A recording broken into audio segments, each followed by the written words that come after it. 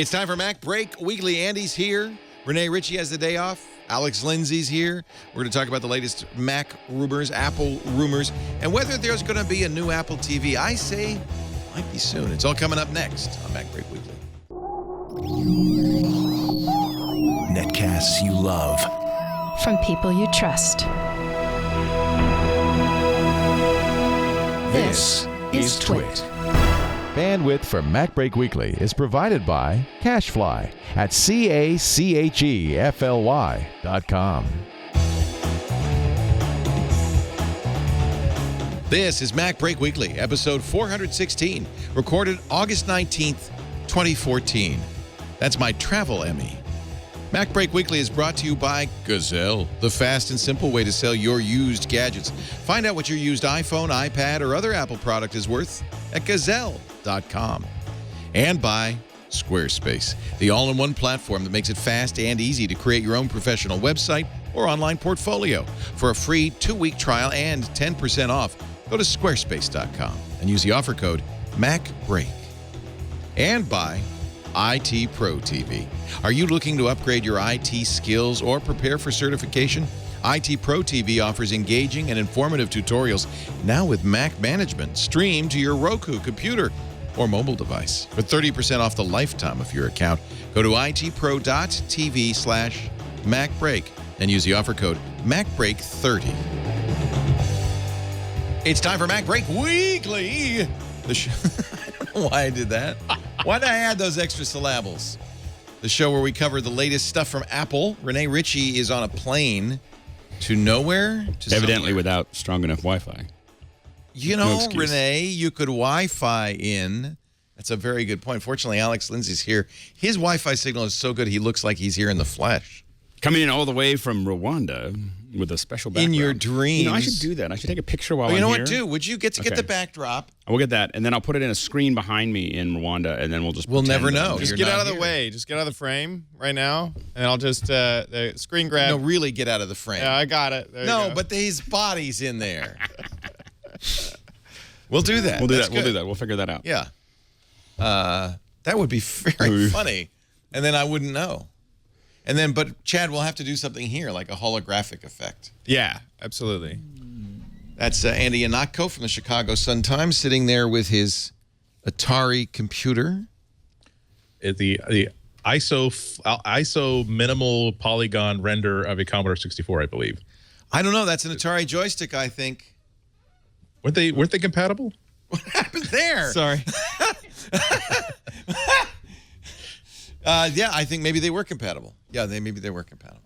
Oh, Why yeah, do you have a minimalist isomorphic rendering of a Commodore computer? Because it's really cool. There's an artist whose hobby is to do like really great CGI models, but with minimal polygons. And so by doing like the Simpsons house and the Bob's Burgers house and lighthouses and movie scenes, where it's not going to be hyper detailed. It's just such a nice, like, New Yorker cartoon style version of CGI. It's like, oh, isn't that delightful? I'm thinking, though, you think it's Commodore? Because Atari had those buttons on the right. I'm just fixating on the color scheme. I don't recall Atari having anything that was that. It wasn't that like almost like a dark chocolate black and with a stripe of metal on the very top edge above the key. Yeah. Oh, okay. Maybe. Okay. You know how I know that was my beloved, my one and only, my truly, my first. Actually, the 400 is my first. This was my second. Atari 800. Love. I jumped straight from the Commodore to the Apple. It's funny, you know. Now I get it. For those of you listening at home, forget it. It's not. You didn't miss anything.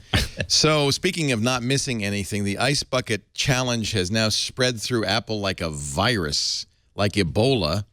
It started with, I shouldn't say that. That's probably, it started with Phil Schiller on the beach with his BC shirt. You'll like that, Andy. Boston College. And I guess it's not a video. It's just him and a tweet. One man, one tweet. He challenged Tim Cook, along with Chris O'Donnell and Pete Freitas. Cook did it at a Beer Bash, at the Apple Beer Bash. Here we go. Here we go. Here we go. Wait a minute. He's already wet. Let's start over here. Do you have my audio? Is that not working either? My third and final challenge. This is the ice that you were enjoying. And I want to see you in ice. Is it? I think you're already past it. Oprah Winfrey. Oprah Winfrey. Tim challenged this. There we go. Tim challenged this performer after he did the ice bucket challenge. I'm not sure. This might be the first time we've actually seen the toes of an Apple CEO during an event. He's wearing sandals, flip-flops. There you go. That's very casual. He's a casual fellow. By the way, this is shot professionally. I just want to point out, this is not handheld iPhone footage. It's one of the few ice bucket videos I've seen that is actually shot in landscape mode. I've heard you get to pick 3 or Phil picked 3, so I'm going to do it too. He seems rather affable and avuncular. Turn it up. Turn it up. You need to turn up your YouTube player. It's my fault. My YouTube player is too low. It's way down there. Oh, wait a minute. Well, let's hear it again. And the crowd's shouting suggestions. Dr. Dre, who's been known to make a few videos. Yeah. And he's one of us now. By the way, that's a little shot at him because wasn't it Dr. Dre's Facebook video later pulled down that caused all the trouble with during the Beats acquisition? Who's been known to make videos, Dr. Dre. I'm talking to you, Dre. Secondly, God, they draw this out. Bob Iger. Bob Iger, who is the chairman of Disney. Yeah. CEO of Disney. CEO. And one of my friends and one of our board members. And number 3. Laureen Jobs. Michael Franti. I love Michael Franti. Is that who that is? Yeah. And he has to do it today. He's of San Francisco, very famous. We saw him at Bottle Rock. He was with San Francisco activist rock group, I want to say Burning Spear. What was that? Baby. Under pressure down on me, looking down on you. Franti raps, really, he's got good flow. Are you ready? That's pretty good. Their beer bash features Michael Franti. Under pressure. Oh, that's a mini bucket. Doesn't it, to be fair, doesn't it have to be an igloo cooler? Am I wrong? No, it's grown to that. I didn't have to. This isn't. You can't do that on television, Leo. It's just it's not like he has to be covered in viscous fluids or anything. I believe that he's the official challenge has to be with an igloo cooler. I'm sorry, but I believe that's the case. So Dre picked up the challenge. You good. Okay. Ooh, okay. Oh man, that's big. Okay, Tim Cook, I accept your challenge, and I challenge Emmy. By the way, he wins the professional film crew challenge as well. I don't know. He definitely is high up there. There's been a lot of people putting a lot of production into these. Bill Gates welded his own rig. There you go. Or at least pretended to. He's got the Alton Brown deep fryer turkey rig up there, I think. That thing, look at the size of that tub. Let's go back here. That's a massive tub. That thing, that's got to be... Doesn't he It's know actually not that complex a rig. We have a drought here in the U.S.? Exactly. That's a pretty straightforward film rig. Those are just ice cubes. Those are standard stands. So that was actually probably easier than what Bill Gates did. Yeah, because he'd have to weld anything. It looks like they're on location doing something anyway. I like the giant boom mic. Yep. Keeping that out of the water. The Zeppelin. Got a big Zeppelin on it. Keeping that out of the water. I think they shot this on an Aeroflex. Okay, Tim Cook, I accept your challenge, and I challenge Eminem, Snoop Dogg, and Kendrick Lamar. All right, Gary, let's go. This has really gotten out of hand. Oh, 48 gallons of ice and water. In his lap.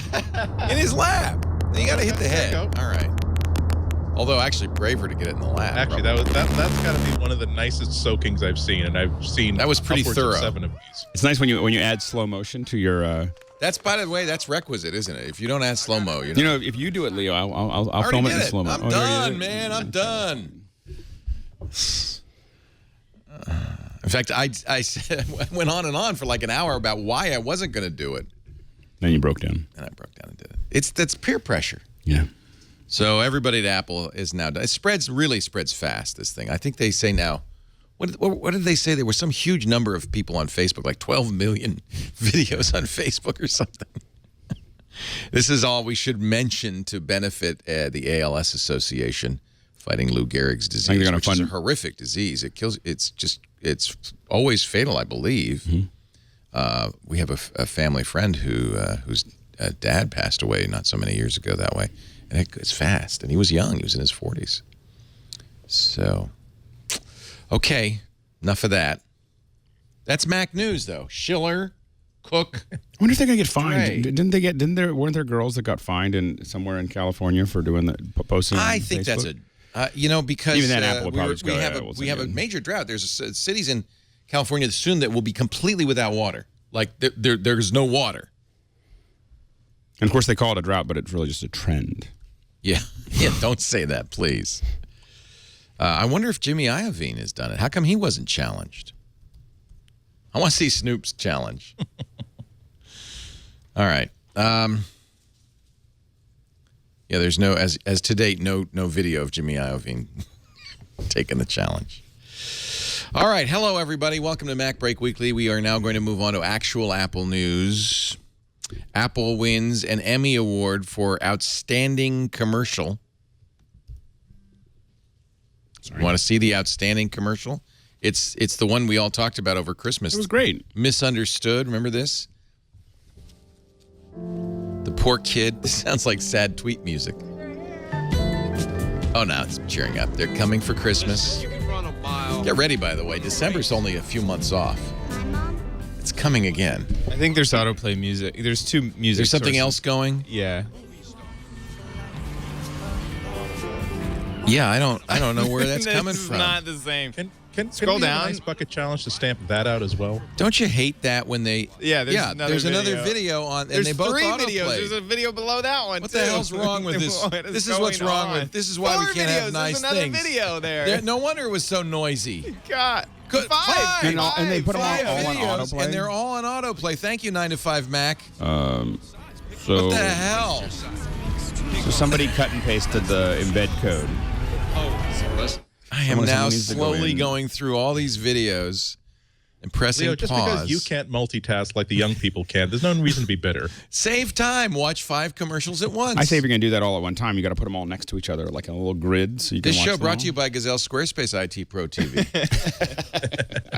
Actually, to be accurate, Andy and I would have to be saying the other ads at the same time that you're doing Let's your do that ad. this time. All 3. Okay, that yeah, will save a exactly. lot of time that way. Exactly. And you pick the ad your ear wants to hear. One in one ear, one in the other ear, and There the you rest go up your nose. Anyway, you know what the ad was. And actually, it is a great ad. I think it deserves an Emmy Award. I didn't know that actually there were outstanding commercial Emmy Awards. Yes. Yeah, There's an Emmy Award for pretty much everything. I have friends that have Emmys, and it's surprising how many I have an verticals Emmy Award they- for Best Sock Puppet. Or whatever. What is mine for? Specialty Act. And I was competing against a sock puppet. What were you? Dev Null, a virtual reality that's character. right. So you're right. There really is every category possible. Yeah, exactly. But this one deserves an Emmy, I guess. I mean, it probably is one of the great ads of the year. Remember, it's the There it is. the emo kid who's at the family holiday, and you feel like, oh, he's not paying any attention. He's always buried in his iPhone. Annoying teenagers. All the stuff's happening, and then of course they turn it around because as they all gather, he turns on the TV and says, "Watch this. Made a video. I'm gonna go get high." And the whole time they thought he was shooting vertical video. He, in fact, somehow magically was shooting horizontal video. I'll let the magic happen. I'm Let the sorry, magic I know. happen. I'm such a Scrooge. The only complaint I had about it is that I wish that they, if this is 95 points out of 100, they would have gotten 100 if it made it a little bit more clear that he wasn't ignoring his family for 3 days so we could shoot this video. This was just we're seeing are the moments where he's shooting video. Other than that, he was completely there and completely present. And Oh, that sort of yeah. stuff. Yeah, except he wasn't. He was actually playing Frogger. Well, no, we could think that they're just showing us clips of the times when he was focusing on just the when he video. was not when he was playing Flappy Bird. I don't know, that's There pretty should much- be, you know what? There should be a Flappy Bird commercial where he's actually, no, I'm not making a video. They go, Jimmy, come here. Let's see the video you've been making. No, I've been playing Flappy Bird, but look, I got 16. Stupid bird! Damn it, bird! All right, I ruined Just trying to hoodwink me into doing an in-app purchase. This game stinks. I was all excited because I saw this wonderful executives, the update executive profiles page, and I was all excited doing Kremlinology because there's Angela Arendt's right up next to Tim Cook, the prime position, and then Jason Snell points out, no, it's just alphabetical order. She begins with an A. I thought Johnny Ive's got to be pissed. He's under Cook. Angela's on his right hand, man.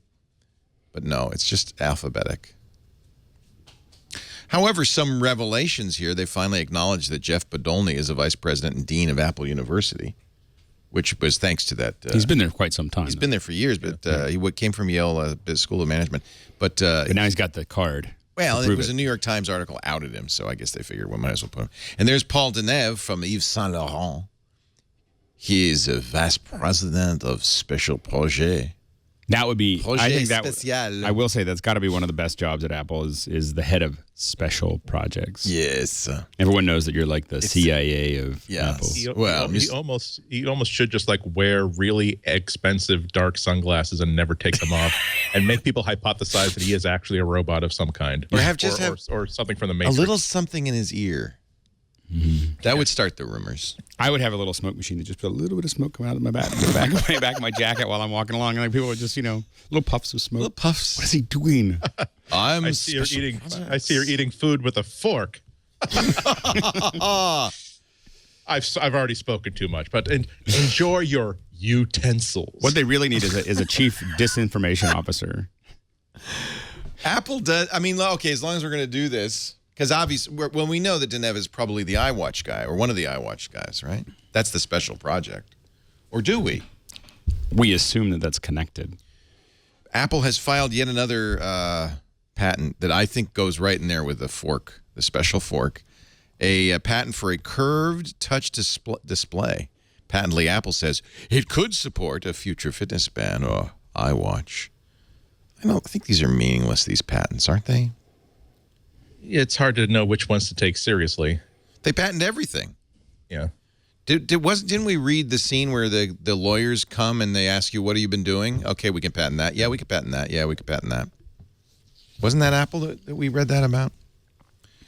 Got a large legal team. Yeah. Well, they've got a whole building probably of people. Well, the big thing is they get sued. It's defensive. So a lot of it's defensive. I mean, obviously some of it's offensive. They've proven that, but a lot of this is all just making sure that you said you thought of it at a certain time, so that someone else isn't claiming against you later. Yeah. Speaking of which, speaking of patent trolls, we want to congratulate and thank Adam Carolla. He has apparently settled now with the podcasting patent troll. It's kind of one of those good news, bad news things. The good news is that lawsuit is over. The bad news is the reason that lawsuit is over is because podcasts make so little money that the patent troll realized there was no point in suing. Yay? Yeah. Wait a minute. What are we doing here? This is why I stay in print journalism, Leo. This is why I drive a 10-year-old car and make sure people know I drive a 10-year-old car. The good news is the patent troll dropped the lawsuit. The bad news is they dropped it because there's no money in podcasting. So what is there to say about this? Nothing. Congratulations, Adam. We thank you for fighting the good fight. And really, a lot of credit goes to Adam's. By the way, my Emmy just appeared. I'm just going to do the rest of the show this way. A lot of those, a lot of credit goes to Adam's listeners, who's raised $500,000 for his defense. And in EFF's article about this, they say that there's good news, but the bad news for them is, and for Adam is he by dropping the case, he's eliminating the opportunity to try to get fees back. That money's shot to hell. And that's what patent trolls do. This is not unusual. A lot of times they don't want to go to trial in case the trial invalidates the patent. Right. They're hoping that you'll just cave before. Right. And Adam didn't cave, and that's why we're grateful to him. Thank you, Adam. And now they know there's no money in podcasting.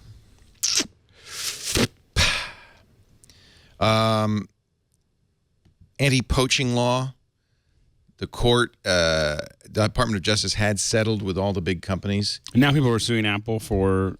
Well, the court on Friday overturned the DOJ settlement. Judge Lucy Coe said $325 million. That's nothing. Peanuts. So Apple's going to go back in court. There'll be a trial over that. And now there's a lawsuit. And I think, you know what? I think they're right.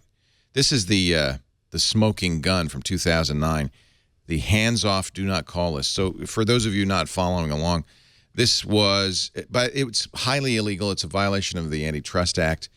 Apple had agreed with a lot of other companies, including Microsoft and Adobe, hey, if you don't try to hire our engineers, we won't try to hire your engineers.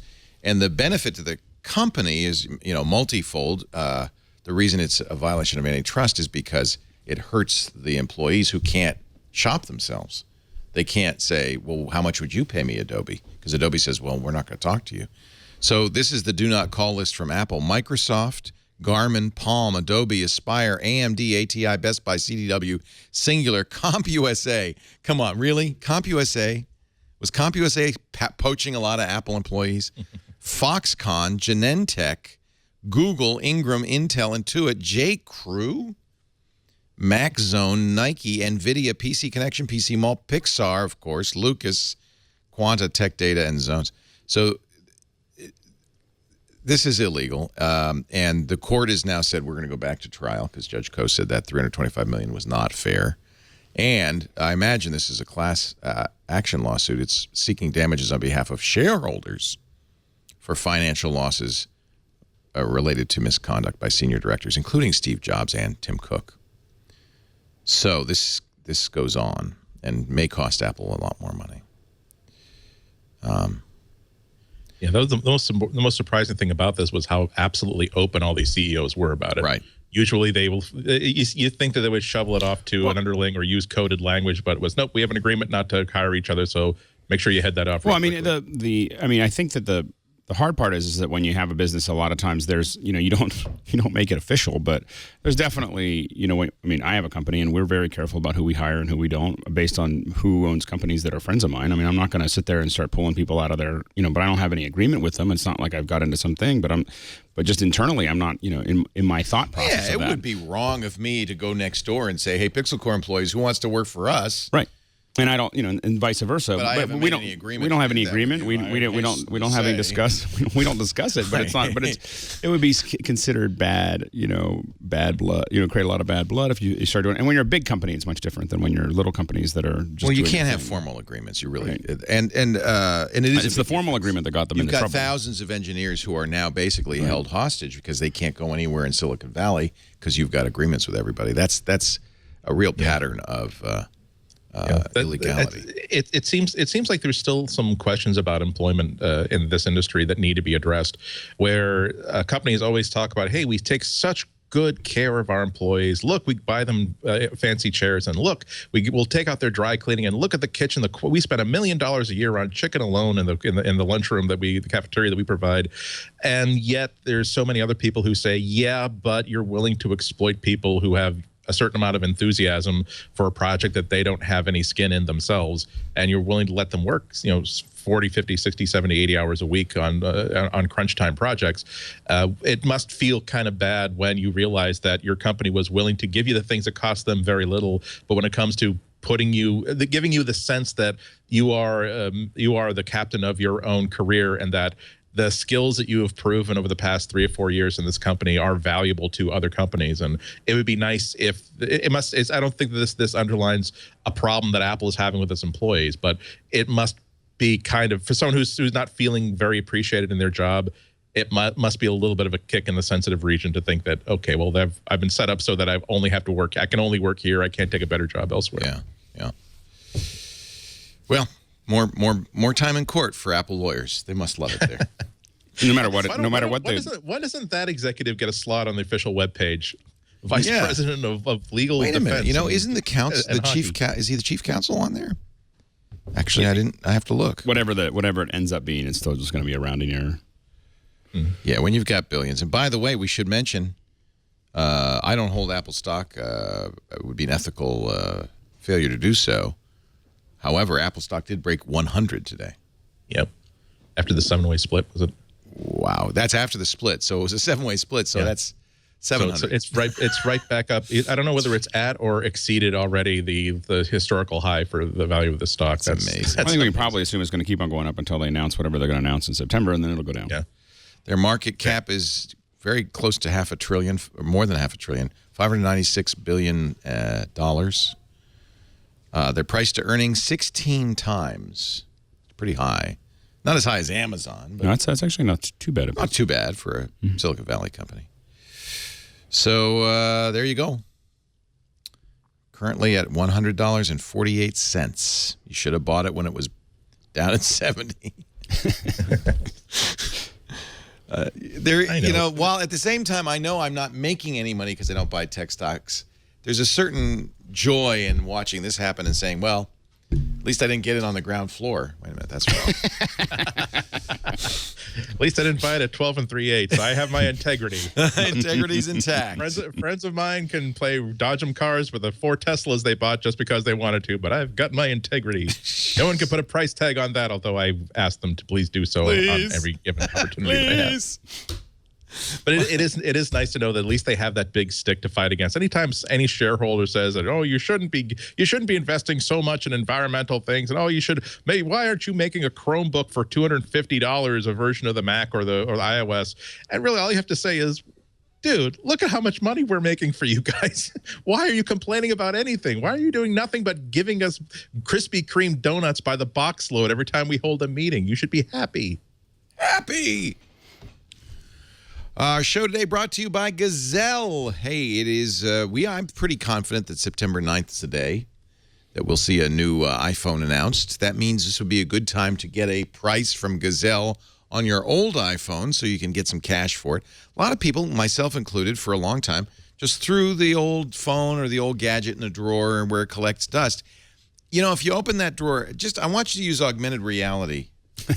Augmented reality, that means you're looking at the drawer. Now, you turn on your augmented reality. Those aren't old gadgets sitting there. That's a pile of greenbacks just in that drawer, and you've been ignoring it.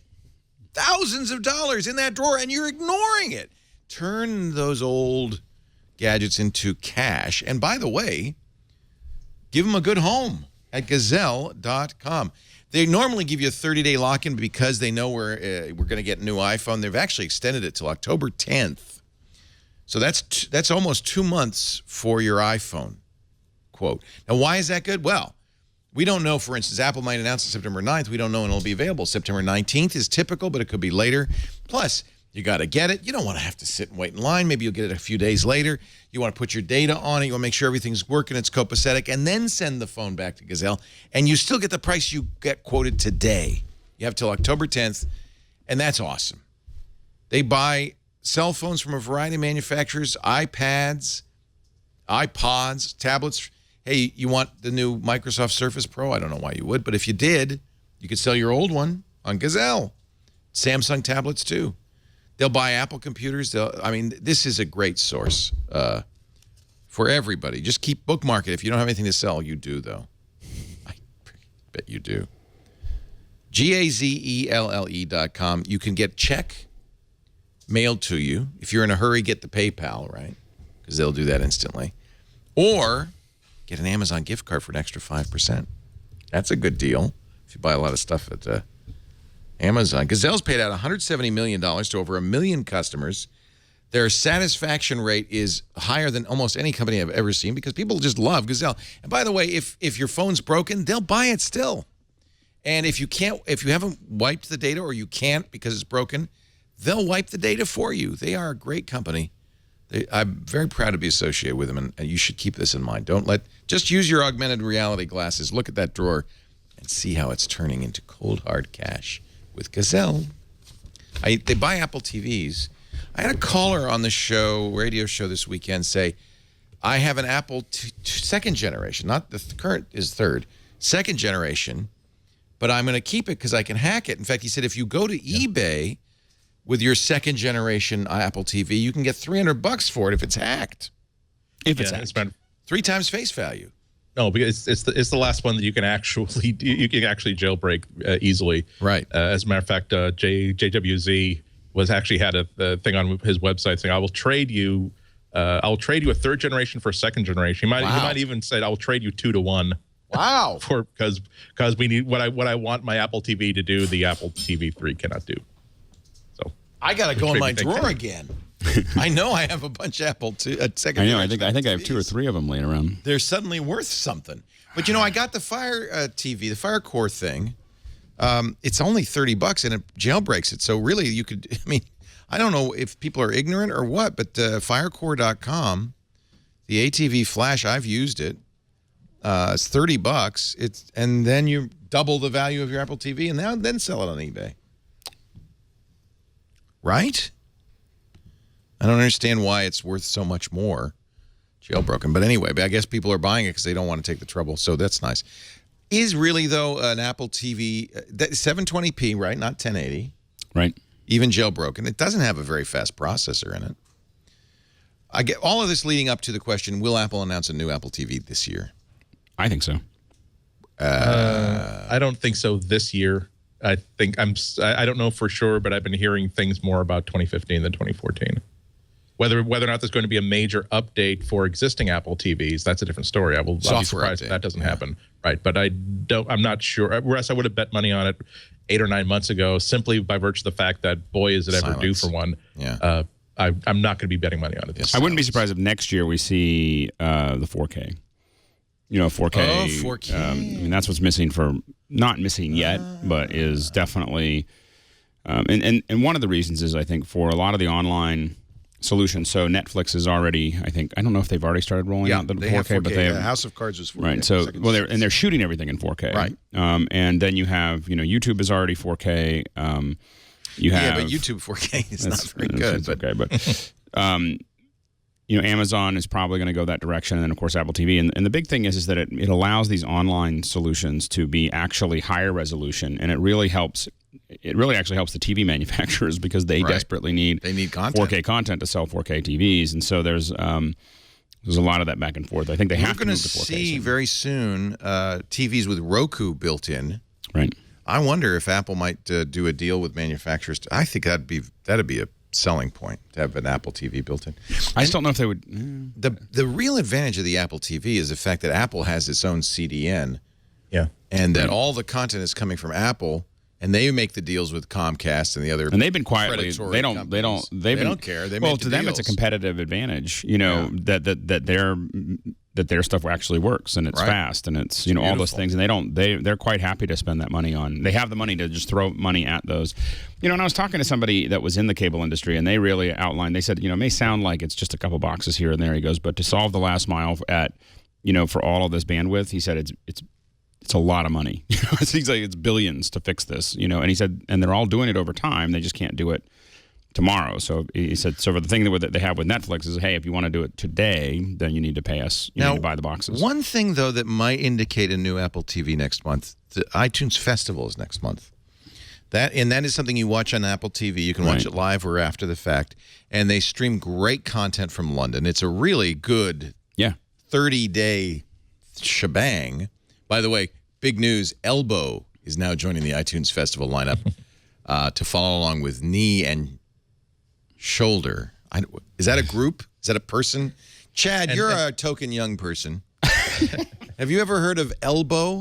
Yeah, it's where the funny bone lives. Elbow, The Script, and Lenny Kravitz. I know who Lenny Kravitz is. Have joined the lineup for the 2014 iTunes Festival, all September long at the Roundhouse in Camden, North London. So it doesn't seem like the sort of thing that they would key a new hardware event off of, though. It's always been, as a matter of fact, there are so few people in the U.S. who are particularly aware of the iTunes Festival that every now and then a screen capture of an iTunes Festival logo will appear, and some people will start spreading a rumor that, oh my God, Apple's launching a brand new music service.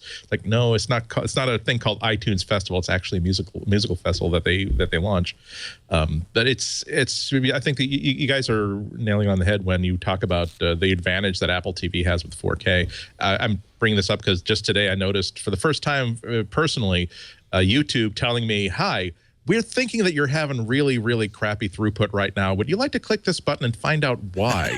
And it takes you to this very nicely designed. It takes you to this really nicely designed web page that says, okay, here's your provider, here's the stats for your community, so you have the ability to be aware of, oh, so everybody else in the world is streaming this HD video from the Late Show with David Letterman perfectly, but it seems as though lots of people in my area are having problems with their cable company streaming it correctly. So there's going to be a lot more of these fights, I think, as we go on, especially as people start trying to suck down content in 4K.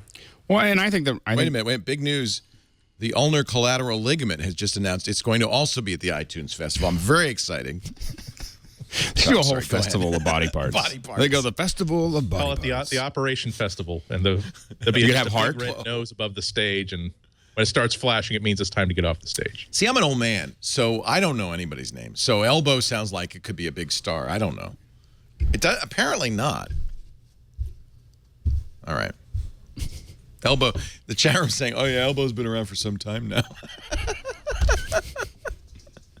I used to be into Elbow a couple years ago. I was really into Elbow. Bill Hicks says they're going to call it Limb Fest. Limb Fest.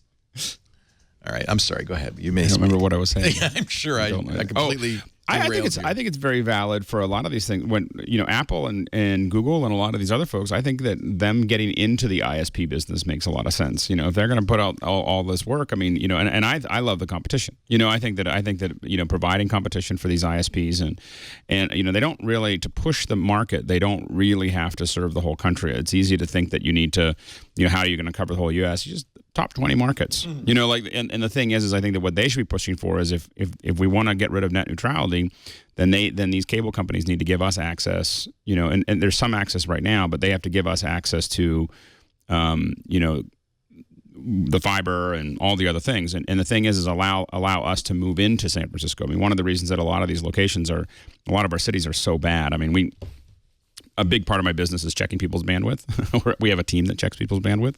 And the big cities, most of the big cities are horrible. I mean, there's horrible connections in New York and LA and everything else. You're probably one of the big experts on this now. Oh, we know. We can tell you exactly what speeds are all over. We've tested like 3,000 or 4,000 people. Hired by big companies to do live on the air streaming stuff.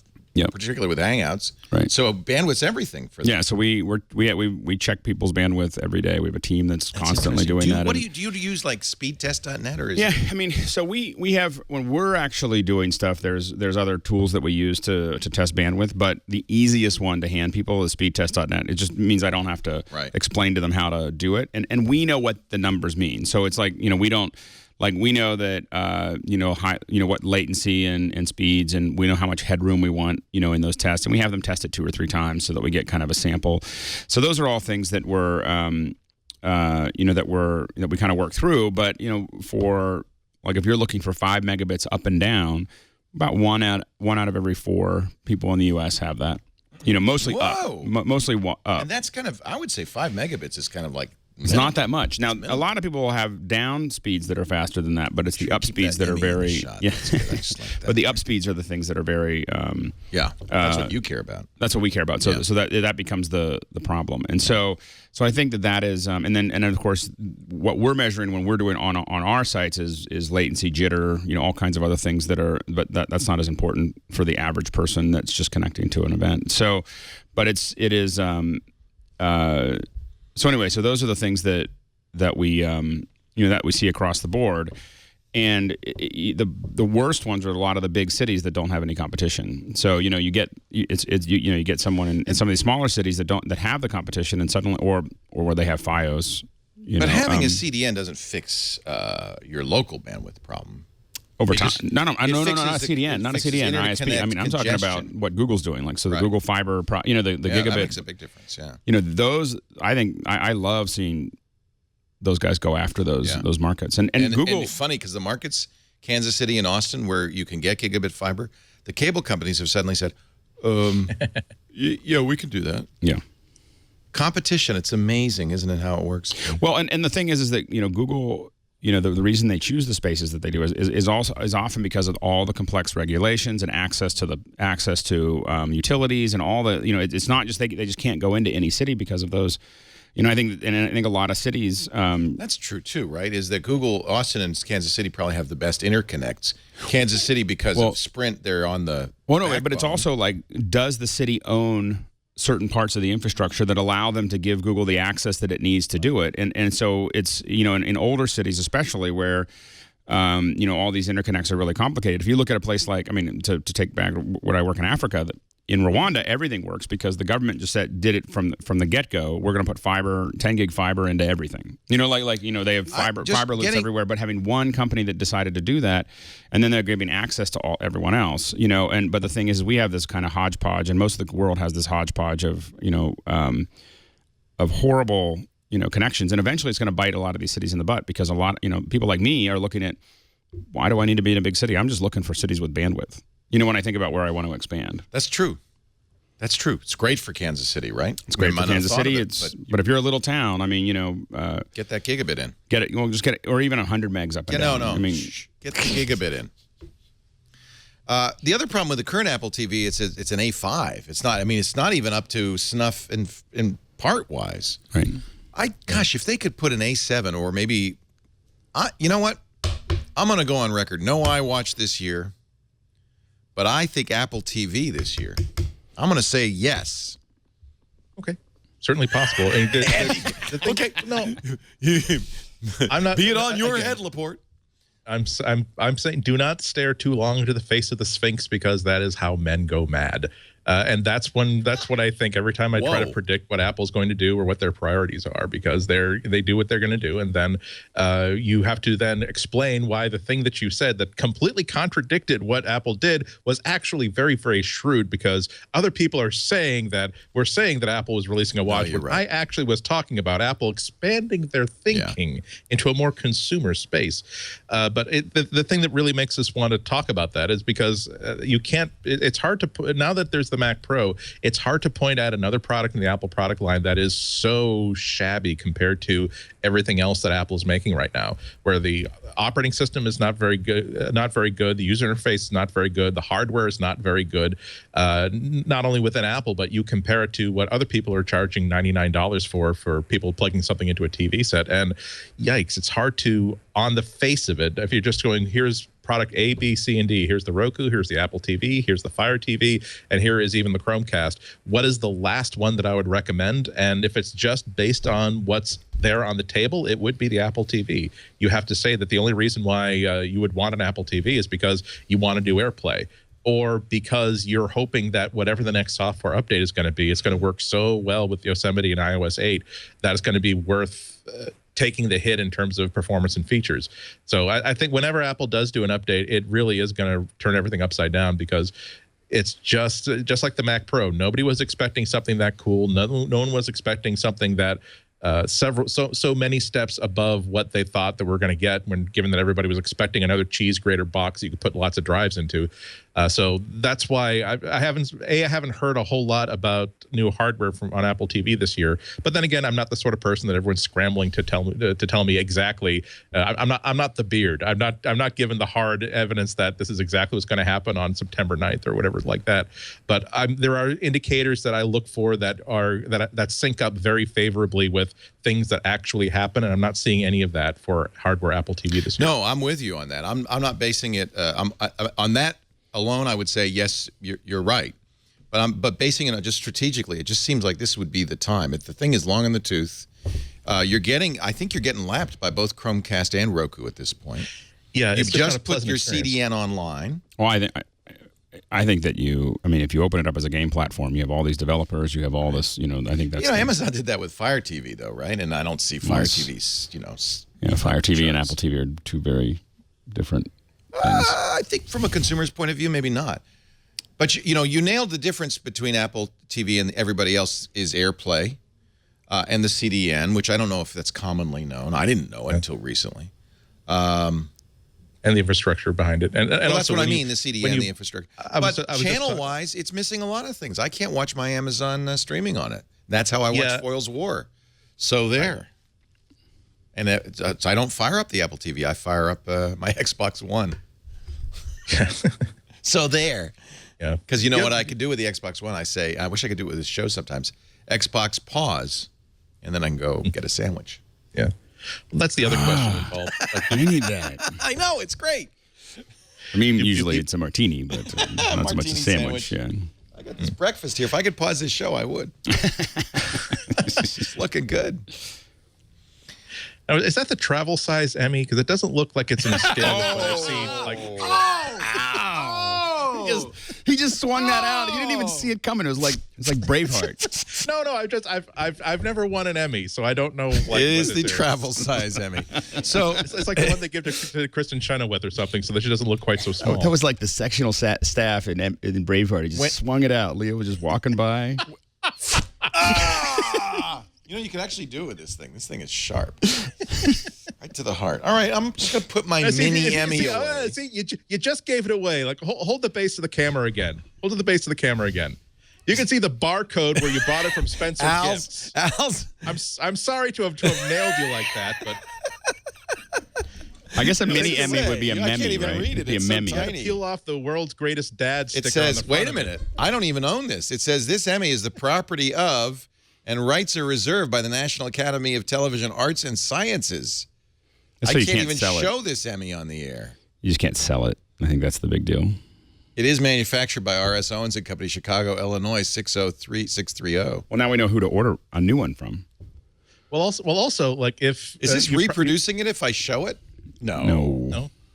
But you won that like before Travel Emmy. It's a travel Emmy. You nailed it. I'm saying that there's nothing on that sticker that says you can't use your phone to do 1, 2, 3D catch, make it into a 3D model, then print as many copies. We can do that. I like it. Let's talk iPhone rumors, since that's one thing we know is happening September 9th, right? Something's happening. We know it. We know it in every fiber of our being. Don't we? Most fibers. I mean, you and I can debate back and forth whether the iWatch will come out or that Apple TV. But we know the next generation iPhone, and now what else do we know? We know 4.7? Be very surprised if there weren't a 4.7. In Thailand, they got approval, because I know this because the Thai Minister of Telecommunications tweeted it, for 2 models. Okay. Dun, dun, dun. Now, is that the same government where the son of the president had a birthday party for his poodle and his topless wife was blowing out the candles? Where's the pictures? I want to pictures. I didn't hear anything about that at all. The Royal Telecommunication Governor of Festival Minister of Directories tweeted. In fact, Apple says you got a problem here, buddy boy. He tweeted, his name is Takorn Tantasith. He's the secretary of the NBTC. Tweeted last week that we have officially approved 2 new iPhone models. Now, Apple said, what? They've requested a meeting with NBTC officials to discuss the situation. It's like being called into the principal's office. Right. There it is. And you can see that tweet right there. It's in Elvish, actually, which is kind of cool. One ring may or may not rule them actually all. be the tweet. There's a whole lot of people in Thailand have just stopped listening to. I know, I'm joking. I'm MacBreak. teasing you. You know I'm teasing you. They think our stuff looks like Elvish, so it's perfectly fun. But he did reveal 2 models. Now that could be, I guess, an older model. But if they have to get a regulatory approval, it'd have to be substantively different, right? It couldn't be the 5S. It'd have to be something new. I just wonder whether the conversation that Apple's having now is like, if you want us to release at the same time in your country, then let's not do this. Otherwise, we'll just wait for 6 months and go through the regulatory stuff after we've already released it if you can't keep a secret. So I think that's probably their discussion. He said this is completely normal. When we approve a product, we make an announcement. Over Twitter. Well, Apple did point out you've never done it over Twitter before. But he didn't release any information, just the 2 model numbers.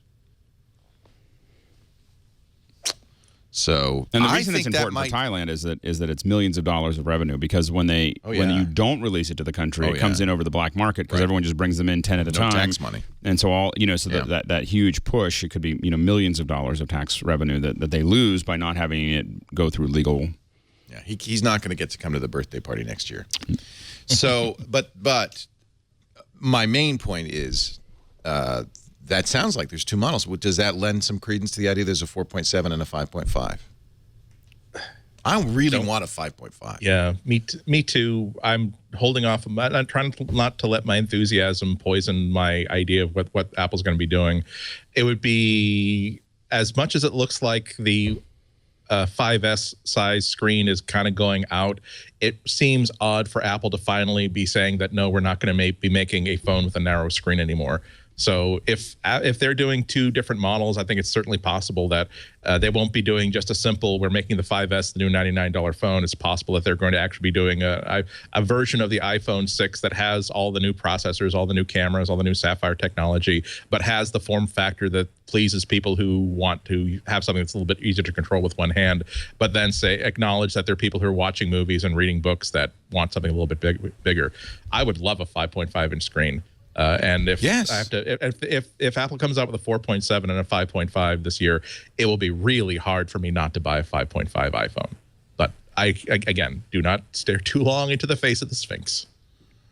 Yeah, I do that, and I have gone mad. Actually, I would buy that in a hot minute. At first I thought, I was like, I'll never want anything bigger. I really like my small one, but I started looking at my iPad, and I realized that if I had a 5.5, I probably wouldn't use my iPad mini that much. I mean, it would be kind of like I just kind of move over to well, let's go. Let's do a leak rundown. Here's an iPhone 6 schematic. This is from Weibo by Geek Bar, claiming to show NFC in the iPhone 6. Credible? Yeah. Yeah, I'd say so. Okay. Given that they don't have a religious objection to NFC, and they do have a religious belief in their ability to sell lots and lots of iPhones and get iPhones into people's infrastructure, when you think about all the point-of-sale terminals that are based on NFC for electronic payments, particularly not in the U.S. but overseas, what does it cost them to put some NFC functionality in there that is really only accessible by a payment system or a wallet system? So I don't know if the next phone will have one, but it certainly makes sense for them to say, well, let's make sure that we wire in everything we need so that when we do want to do an NFC-based model, it'll be just a simple drop-in and not something we're going to have to completely redesign. Yeah. Well, and if you examine the schematic closely, I think almost anybody watching would be able to tell immediately not only NFC, but a gig of RAM, no more. It's apparent right there on the paper. Of course, because we know that this is absolutely... Exactly. This could, for all I know, this could be a map. This was sneaked out by very reputable... There is a young woman in Ohio that's actually building an iPhone 6 off of 9 Arduinos based on the schematic. So, we also have seen apparently a leaked battery for a 5.5-inch. Battery leak rumors. Battery leak rumors. Bad keywords. Sorry. It's big. It's long. It's tall. How thick it is? Is it? We're going to call it Sally. Capacity of 2,915 milliamp hours. That's actually, for a screen size that big, that's low. The Galaxy Note 3, I think, is 3,100 milliamp hours. More than that. I vote for 6. I'd be quite happy with a phone that was twice as thick that had 6,000 milliamps. Boy, I would love to not have to charge my phone all day. I think, look, we know that somewhere there is a 5.5-inch iPhone. That's not a question. We just don't know if they're going to release it. So this could very well be a battery for a 5.5-inch iPhone. That does not in any way indicate it'll be released in 2 weeks. I get excited as we approach the date. Do you?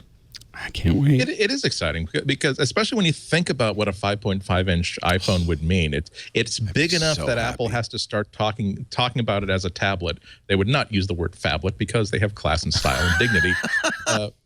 But then it means that this is the time in which they would have to start talking about how what is the role of something that's between the size of a phone and even an iPad mini. And that's the time when they start talking about how nice it is to have these system extensions that can project new user interfaces on the top of what other app you're using, or even doing side-by-side apps running in different tiles. So it's exciting to think of. Just in any other, in Windows Phone and an Android, 5.5 inches is just a big phone.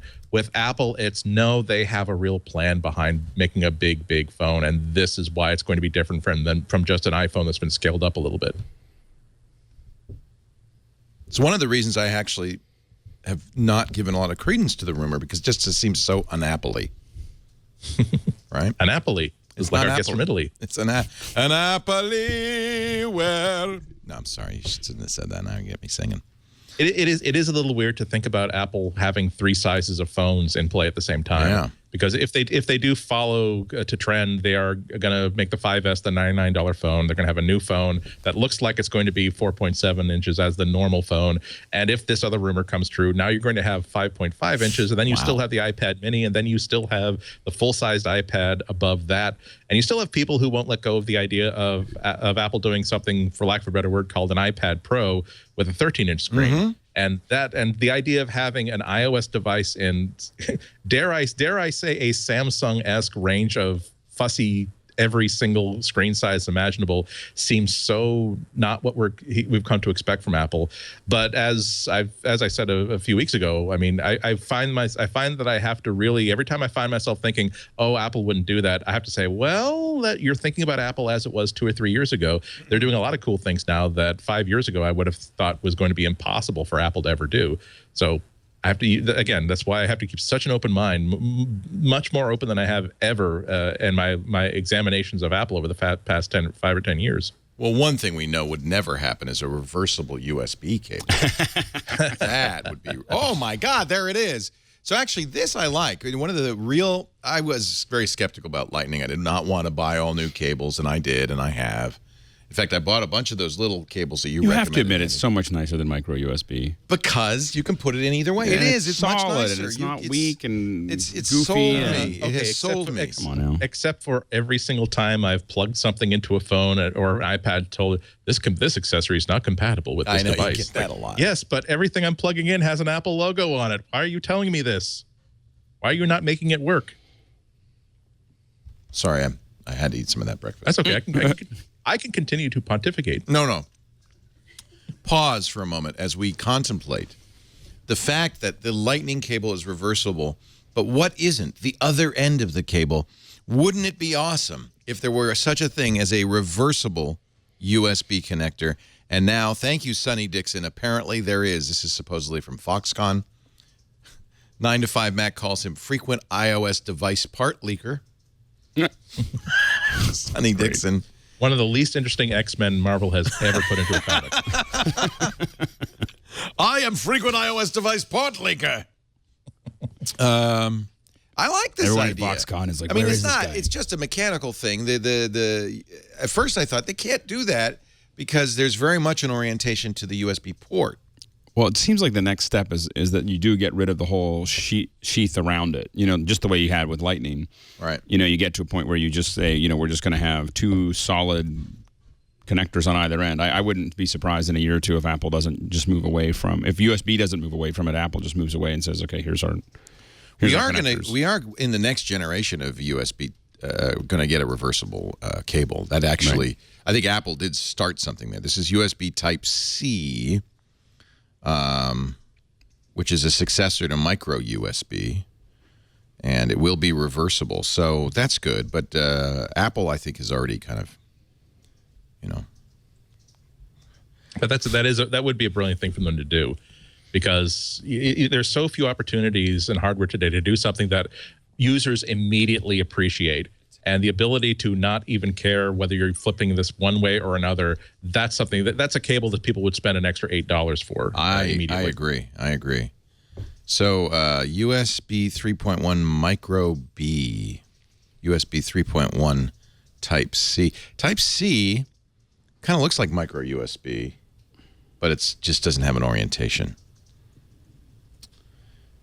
Good. Anything else you want to say about rumors September 9th? We will do, of course, as always. And we don't know if Apple's going to stream it. We don't have a time for it. But we'll be here. In fact, it's not even official. Apple hasn't sent out invitations, but we will be here. We'll be just sitting right on this We'll be here because we won't be invited.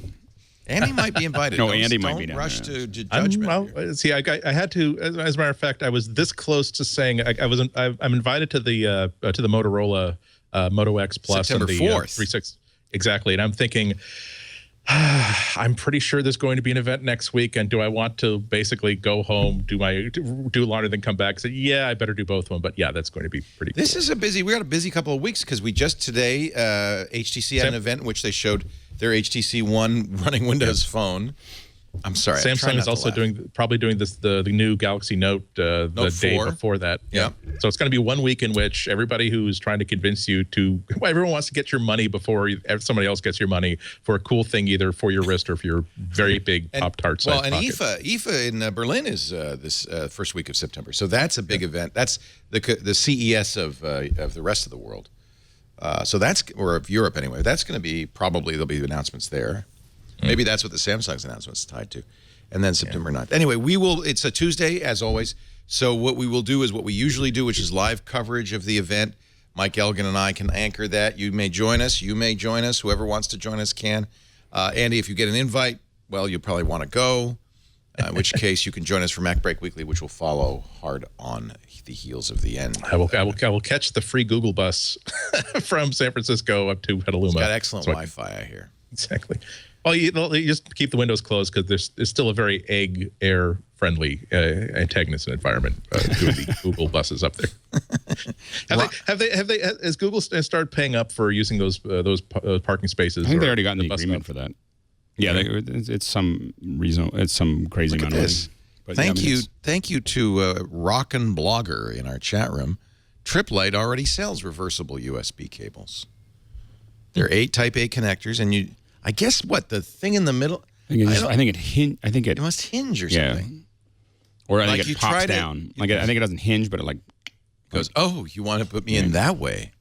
Yeah, I want that type of connector, but that is definitely the sort of thing where I will wait for 2 months for a couple 100,000 of these to see what happens to the USB connectors inside laptops, a lot of which are designed to only work one way. Yeah. Because yikes, that's a kludge. If I spent less than $1,500 on a notebook, I'd be thinking, where would I cut corners on the design? Would I think, well, what if someone tries to jam in a USB cable upside down? Do I need to make the motherboard so strong it wouldn't break? Nah.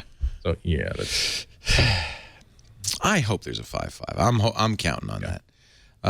And I don't think they'll announce anything else September 9th because, as we've all agreed in previous episodes, they don't want to dilute the joy. Keep everybody focused, looking down the field. It's also if they released a wearable, would they want that complete? Would they want those 90 minutes completely focused on what this thing does and how to integrate it in iOS 8 and all those other kind of cool things?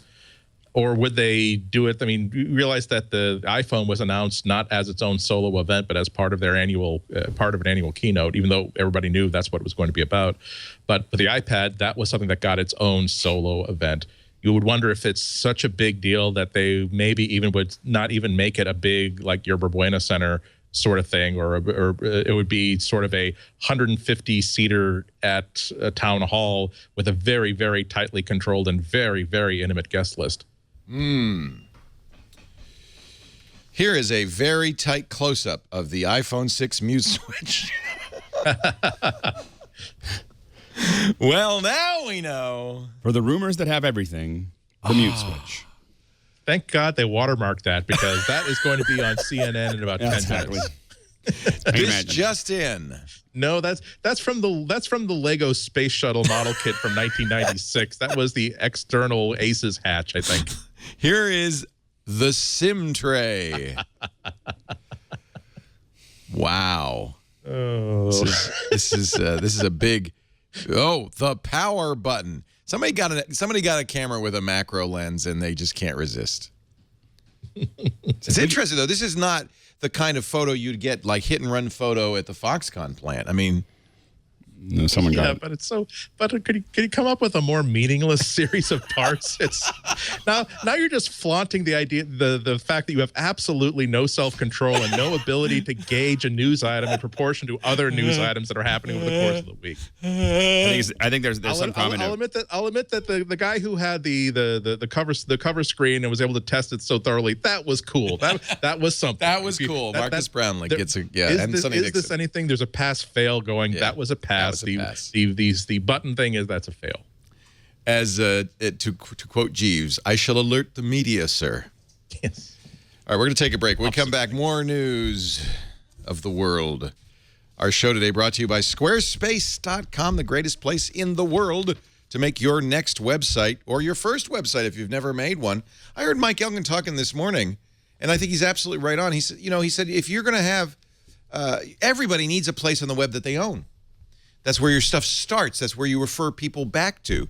Ironically, it was Mike who stopped doing that, but he went all in on Google Plus, which in hindsight, not too late to make that Squarespace site. Like Squarespace.com. It's the hosting. It's the software. It will import all your content from your existing site. So even if you have a blog but you're unhappy with your current host, this is a great place to go. And you don't have to do it in blind either, because you can go there right now and click the Get Started button, and without a credit card or give them any personal information, you could just try it for 2 weeks. You have to obviously give them an email address. Try it for 2 weeks. Play with, and I want you to, when you do the trial, don't just, you're going to pick a template. And by the way, all their templates, mobile responsive, state-of-the-art HTML5, they do it all. E-commerce built into every template. Customization's easy. You could drag and drop, add input from all of the different social media. And that's the thing. This becomes your headquarters online, where all your stuff, your LinkedIn and your Facebook and your Twitter, they're all piped into it. But don't forget to try all the other stuff. For instance, the logo creator tool. Try their Squarespace Metric app. That's on the iPhone and iPad. It's gorgeous. They just won 4 Webby Awards for their apps. It allows you to check site stats like page views, unique visitors, social media followers. They also have a blog app. That was the first one they did, and it's fantastic. It's a great way to post. Did you see that portfolio app? Show that one, Chad. That's really neat. If you're a photographer, you have a Squarespace site. They have an app for the iPhone and iPad that you would then show a client. Pulls the images from your site and does this beautiful display, so that live images from your site, so you could show the bride, her pictures. This is so awesome. These guys really, I think really these apps show they have so much brain power at Squarespace. It's like overflowing. We're just about to do redo our website, and we were still on the old architecture, so we're literally just part of the upgrade is to just get on using all the new bells and whistles. Yeah, we're very excited about it. Well, and that's the thing. What we've learned is it's very expensive if you want to keep up, because the web changes constantly. Squarespace does it for you, so you're always state of the art, which is really nice. Great support. Try that too. Even if you don't have a problem, which you won't in the first 2 weeks, just call them and just see what happens. 24/7, right from the Squarespace offices in New York City. They also have video workshops, self-help articles, a really nice do-it-yourself help site, which I think you'll like a lot. And all this, it starts at $8 a month, and that includes the domain name when you register for a year. Squarespace.com. Press the Get Started button. Play with it. All I ask, if you decide to buy, use the offer code MacBreak. You will get 10% off, and they'll know you saw it on MacBreak. Squarespace.com. Use the offer code MacBreak when you decide to buy. It is really fantastic.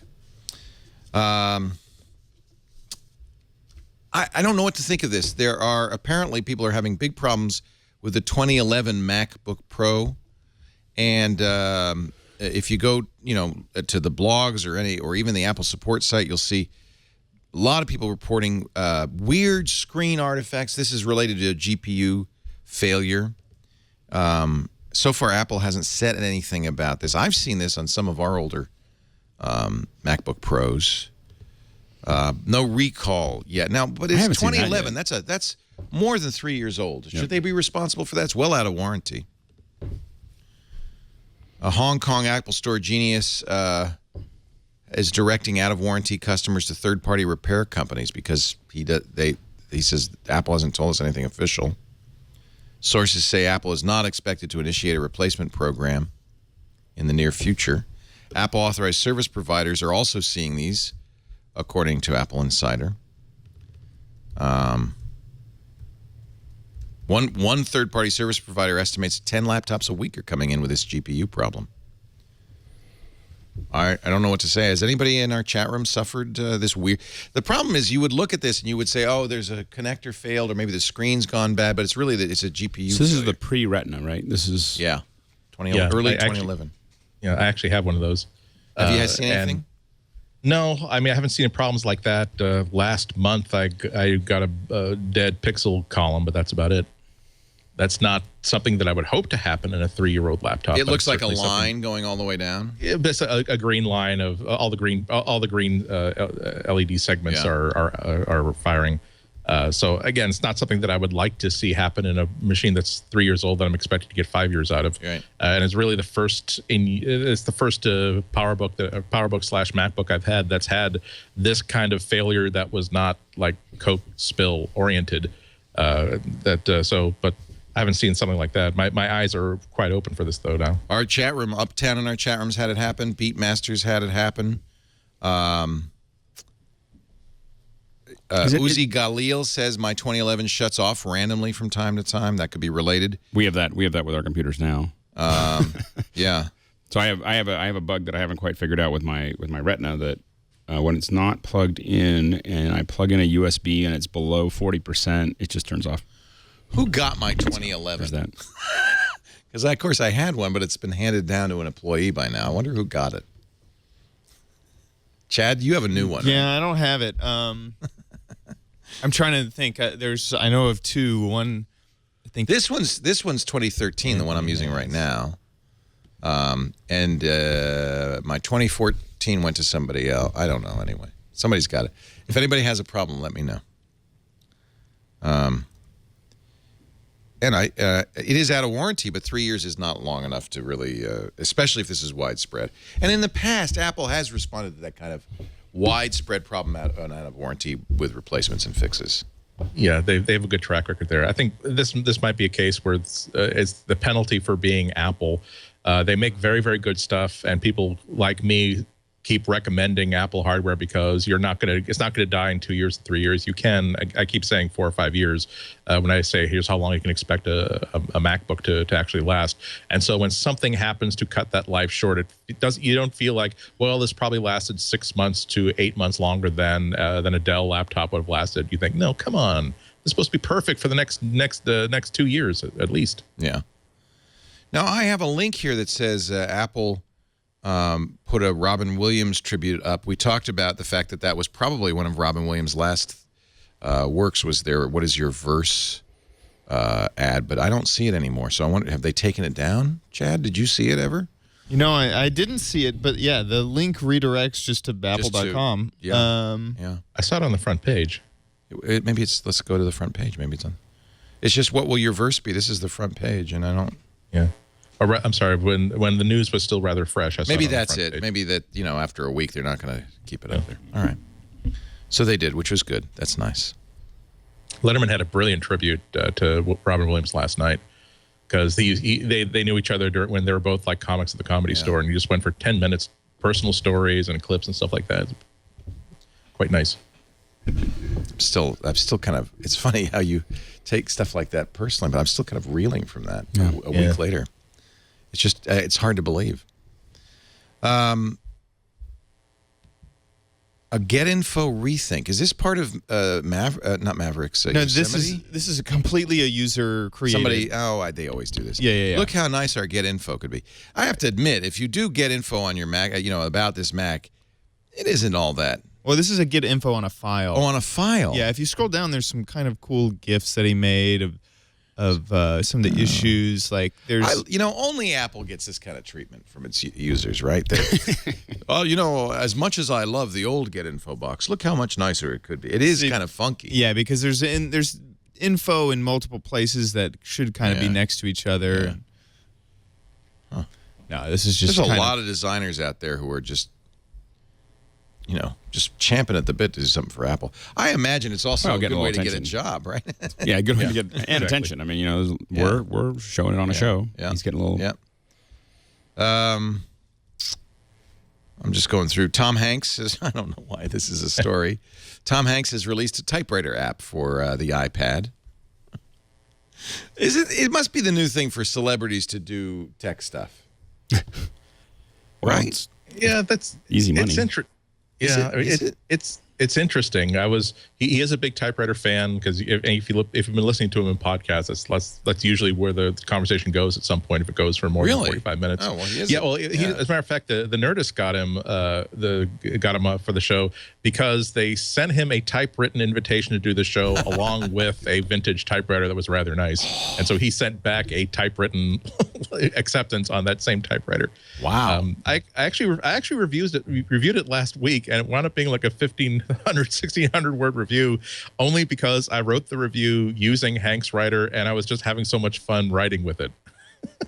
So it's my eyes rolled a little bit when I saw it too, because how many times have you seen these ideas where we're gonna have word processor where it makes typewriter noises when you type? Okay, we've seen that before. Yeah, beginning with like the IBM PC probably, but they really did a good job of simulating everything. And oddly enough, one of the things I really liked about it was that it's the first person shooter point of view, just like in a game, where the paper moves from left to right and up to down, but where the letters appear is always dead center. And as I'm writing for like an hour and a half, I'm realizing that, gee, isn't it nice not to have to like turn my head, like to turn my eyes and up and down to read what I'm writing as I go. And it's the only thing I don't like about it is that it's no good for exporting. It only exports PDF files, it seems, and it'll export it into your Dropbox, it'll export it into Google Drive or whatever file receiving app you have on your iPad. But to turn that into a Google Doc that I could then file with my editor, I had to use a utility to spit out the text and then use BBEdit and some regex kung fu to take out the hard typewriter formatting for it. It was just like being in 1987 all over again with having hard carriage return formatting. But it's again, I expected that I would like not write a review of it, or if I did, it would be the novelty of, oh look, Tom Hanks has like contributed to an app and it'll be like 500 or 600 words. But then it's like, no. How do you think this worked? Probably, I don't think he wrote it. I'm just going out on a limb here. The website has the developer website makes it sound as though it was pretty much Tom Hanks saying, hey, wouldn't it be cool if we did this? And here's some samples of my typewriters, and more of a consult at I was thinking like maybe HitSense, who wrote it, had it, and they said, hey, well, who should we get to endorse it? Maybe if we could only get Tom Hanks to tweet about this, we'd sell 1 million of them. As a matter of fact, you're reminding me that I got an email from them after the review ran. If you got any more questions, let us know. So maybe I should say, nice guys. Yeah, I don't think I'll understand this fully unless I get to talk to Mr. Hanks specifically. Make sure find that out what was behind it. All right, I do have questions because this is free with in-app purchases. What do I get? There's the Writer's Block bundle for $5. What do I get? The in-app purchases are essential. You can use it as a regular typewriter like word processor for free. What you can buy are additional models of typewriter that have different typefaces on them and have different designs on them. That's kind of You can also pay extra for colored ribbon and stuff like that. But it's not the sort of thing where you can't export unless you pay, or you can't use the backspace key unless you pay, or the hammers of the typewriter jam just like on a real typewriter until you give them $5. That would be funny. I did say in the review, it would be nice if just like F1 racing games have, normally it helps you with the steering and the braking and the gear shifts, but there's an expert mode so that you basically carry them off of a bridge every time you tap the brakes. There should be an expert mode for this that makes it just as annoying to use this word processor as it is to use a manual typewriter. I could see why somebody would collect typewriters. If I had the money, I'd probably do that too. It's cheaper than cars. It's fun. I have a couple myself, because sometimes you're at the MIT flea market. There's a really cool one for like $10. Yeah. And here in New England, we have a Cambridge Typewriter Company, like one of the nation's best typewriter repair shops. Like there are authors who do nothing but write on typewriters, and they are the ones who fix their typewriters. It's fun, but you lose the fourth time the keys mash up on you, and you have to reach in and untwist them, and that's realize that. Yeah, nostalgia has its price, and right now it's about 40 blood pressure points. So somebody was going to send me their old IBM Selectric. I should have taken those. Are awesome. That you really want. I had one and I had to let it go, and I'm kind of miss it because those are the ones. They're boy, it's like the AK-47 of typewriters, where you can bash on it, you can get it wet, you can bury it in sand in a burlap sack and come back a year and a half later and dig it up, and it will still work. If all the pieces are in the room together, you will be able to type with that machine. And there is something very reassuring about making noise while you're writing that at least convinces you that, yes, I'm actually doing work. I know I'm using the same device that the Kardashian game runs on, but no, I'm actually doing productive creative work on this thing. Okay, you're going to think I'm crazy. I just bought, Lisa does think I'm crazy, a bunch of note cards, letterpress note cards, and they sell these on Amazon, the Spencerian handwriting guides, the copybooks. So I'm going to relearn how to write, how to handwrite with a fountain pen. These are really cool. These books. Okay, and the fountain pen I can give you. There's some skill there. Everything else, I could. I want to have Spencerian penmanship on my letterpress cards. I find that it's a more meditative way to write when you're writing longhand.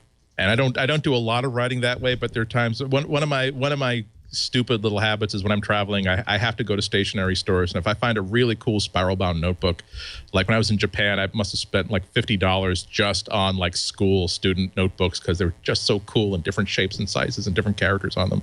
And sometimes I will take out one of these if I got a writing project that can take some time and I want to be in a different sort of frame of mind for it, and it works great. But also it's just the idea that not only do I have to compose text a million miles an hour inside my head, but there's also I have to control my hand and my fingers, and I have to make sure that this is legible, and I have to slow myself down because the ink will not flow out of the pen as fast as I make scratches on it. And before long, I'm like nice and calm, and I'm like in the lotus position. It brings back America's golden age of penmanship. I wonder if there's something sacrilegious about looking for a Spencerian penmanship book that's on the Kindle. No, you can't. I was looking for it. I was like, you want them. It's like paperback. I was like, you know what? I'll bring them in. You can look at them. Okay, and besides, you don't want them on the Kindle because you could get the instructional book on the Kindle, but then there's 5 copybooks. You have to write in them. No, I know. I just want the instructional thing on the Kindle. I'm like, I don't want to carry around a book. You have to do this over and over again. And they have a bundle on Amazon where you get the Spencerian penmanship theory book, 5 copybooks. They're 1 through 5. They're all different. And then a pack of disposable fountain pens, the Pilot Varsities. But really, it wouldn't be right to use disposable fountain pens on this. You need something a little bit better. I think you need a quill. No, what you need is like a steel ruler on a servo controlled by an Arduino and Bluetooth LE. So every time you exceed, it just goes. Whap! Okay.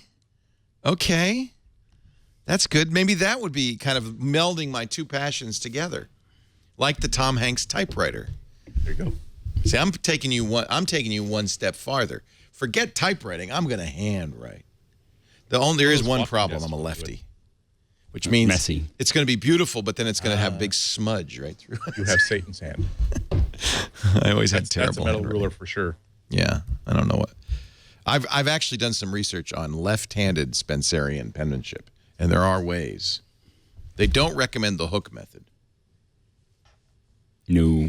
There's a reason why the Latin word for left is sinister. Sinister. Belated happy 16th to the Bondi Blue iMac. It was released in May. We should have had a party. I guess we did have a party at the Flint Center. I forgot. That was for the original Mac, though. The Bondi Blue was released also at the Flint Center May 6th, 1998. The reason I know that, it was 5 days before Tech TV launched on May 11th, 1998. And we had a Bondi Blue, lovely Bondi Blue iMac on the set. I think I got one pretty soon after. And then we did a collection of other things in Bondi Blue. Turns out it's a very popular, the translucent Bondi Blue plastic, very popular. We had a vacuum. We had, I think, a dishwasher. There was a whole bunch. There was. I remember seeing like a George Foreman style grill in every iMac color. Yes, there you go. That's influential. It does. It's a big deal when everybody copies the iPhone after the iPhone comes out. But when even industrial designers who are making waffle irons are picking up on your design cues, okay, you're definitely you are in a strong bargaining position when it's time for your salary review in September. That was a Johnny Ive design, and it was. Now 16 years ago. Wow. Our show, we're going to get your picks of the week, gentlemen. Get them ready in a second. But first, a word from IT Pro TV. It's a video network much like Twit, but it's devoted exclusively to IT, to helping you either jumpstart your career in IT, if you want to get the certs, or if you're already in IT, supplement your traditional learning methods. It's fun, it's engaging, it's great. In fact, if you go to itpro.tv/MacBreak, you can take a tour of the place, see what they've got. Tim and Don have been up here. We love them. You know, I have an ITTV Pro mug, actually, because I love them, and IT Pro TV loves Twit. It's an easy, entertaining way to learn. Oh, the red light's blinking on the website. We can jump right in and see what they're doing.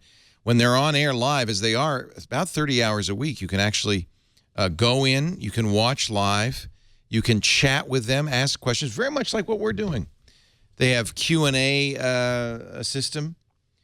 Now, there are a couple of ways to do this. You can get a monthly or an annual subscription. The annual is the best deal. Normally, it's $57 a month or $570 a year. If you get the yearly subscription, you can also download the full video library for offline use, which is great, or MP3s. So you can watch and listen on a plane. You'll save money, too. In every case, whether it's the monthly or the yearly, you'll get the Measure Up practice exams. Great way to prepare for your test. That's worth $79. That's free. And what I love, they have a virtual machine environment where you can go in and actually use a server, use clients, set the whole network up, learn by doing, and you don't have to have any of those computers. It'll work with any HTML5 browser, even on a Mac. They do have Mac content. In fact, they've added integration basics, management basics.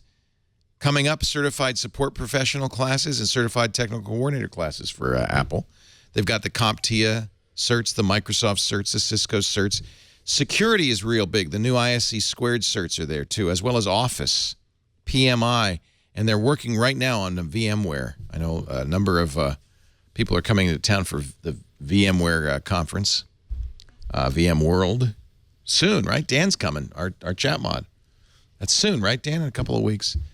If you want to become an expert, this is the way to do it. Very affordable. Now, I mentioned $57 a month, $570 a year, but I got a deal for you. You don't think I'd do this without negotiating a deal for you, would do you? If you use the offer code MacBreak30, 30% off. Not for the first month, not for the first year, but forever. The lifetime of your account.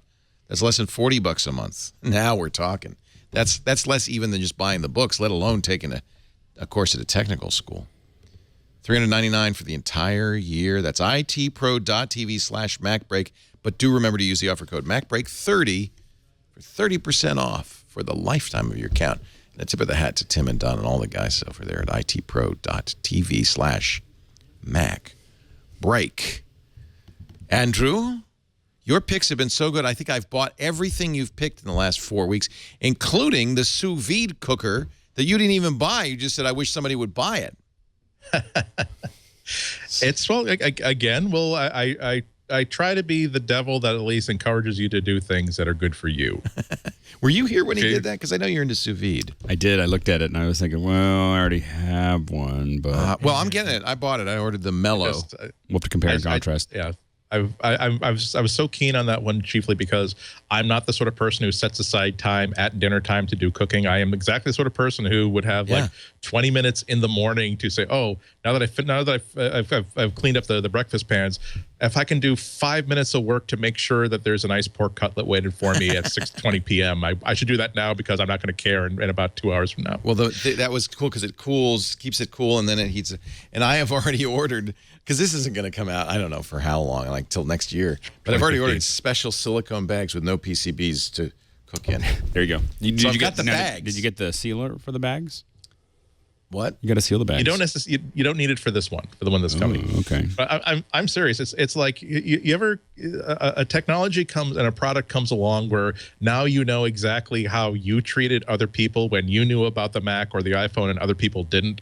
It's like the Tesla and sous vide cookers are just like that, because you'll meet someone who discovered sous vide cooking a month and a half ago, and every conversation has to circle around sous vide somewhere. I said, well, No, I know that you're not supposed to make burgers in it, but oh my God, the burgers that cooked, it was in the bag for 14 hours at 8 degrees, and it was the most succulent. And I put 2 sprigs of okay, that's nice. Well, you'll be glad to know, thanks to your mention, they've now sold $200,000 worth of these, 500 of them. So it's moving along. Crowdfunding is where springtime for Hitler's financial modal happens several times every single day. Every day. If we can sell 18 of these, we can abscond with the money and do great. But now we've got $1.8 million. So what do you got for us? What can I buy this week? Okay, this one's a little bit less painful. It's also kind of a special item. This isn't my pick, but this is for a battery charger to get my attention nowadays. For someone to send me an email saying, "Hey, I got a new battery charger. You want me to send you one to check out?" Something unusual has to be about it, because at this point there's so many out there.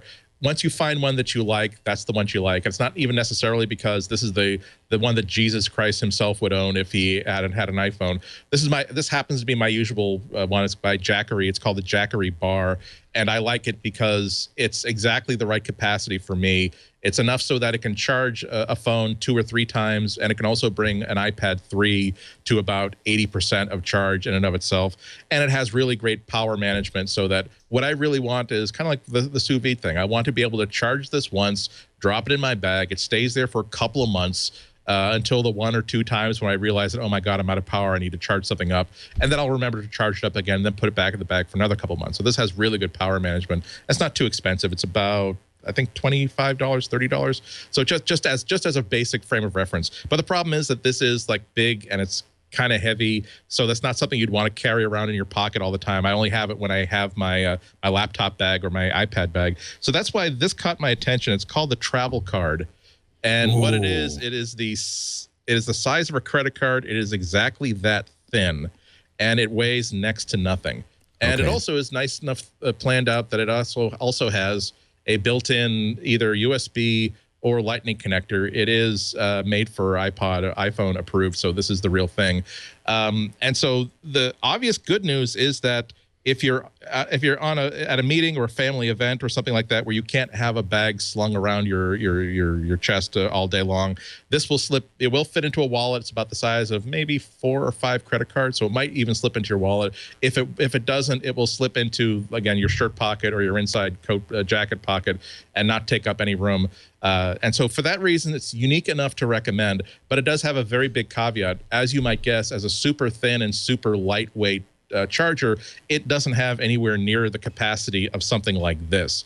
So I tested it out yesterday. I happen to have an absolutely dead iPhone 5S, and it charged it up to it charged up to 45%, at which point this one was absolutely dead. So it's not going to be something that's going to give you multiple charges or even one charge, but it's going to be the sort of thing where if you're out all day and you know that around 6 or 7 p.m. you're probably going to be down to starvation mode on that phone, this will give you those extra 3 or 4 hours that'll let you get home and still have a working phone throughout the entire workday.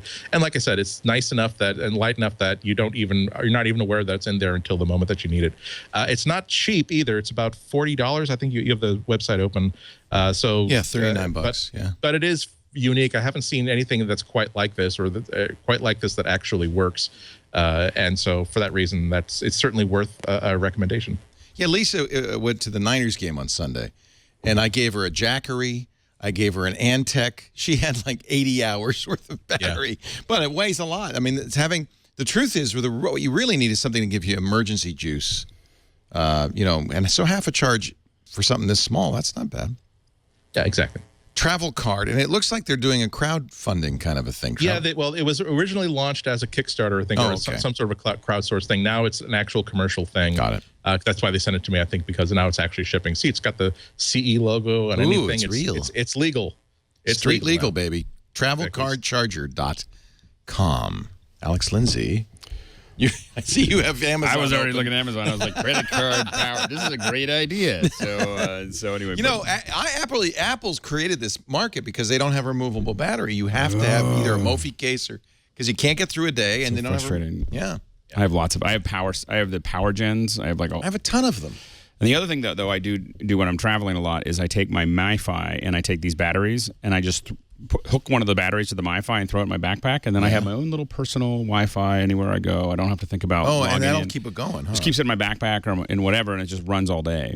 So you don't have to think about it. I bought a solar charged. Goal Zero makes a solar charger for batteries.